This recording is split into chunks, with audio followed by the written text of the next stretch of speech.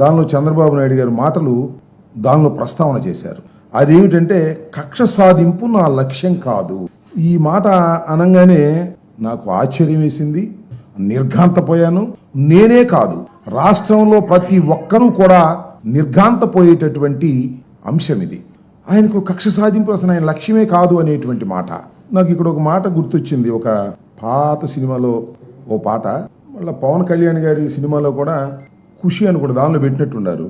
ఆడువారి మాటలకు అర్థాలే వేరులే, అర్థాలే వేరులే అని ఇప్పుడు అనిపిస్తుంది నాకు. బాబు గారి మాటలకు అర్థాలే వేరులే, అర్థాలే వేరులే, అవునంటే కాదనిలే, కాదంటే అవుననిలే.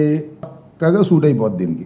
చంద్రబాబు నాయుడు గారికి కక్ష లేదు అంటే కక్ష ఉంది అని అర్థం. చంద్రబాబు నాయుడు గారు నేను నిప్పు లాంటి మనిషిని అన్నాడు అనుకోండి, ఆయన పెద్ద తుప్పు లాంటి మనిషి అని అర్థం. నేను అసలు తప్పే చెయ్యను అన్నాడంటే నిత్యం తప్పులు చేస్తాడని అర్థం. నా అంత విశ్వసనీయత కలిగిన రాజకీయవేత్త ఈ దేశంలో లేడు అంటే అంత విశ్వాసఘాతకుడు ఈ రాజకీయాల్లో ఈ దేశంలో ఎవ్వడూ లేడు అని అర్థం.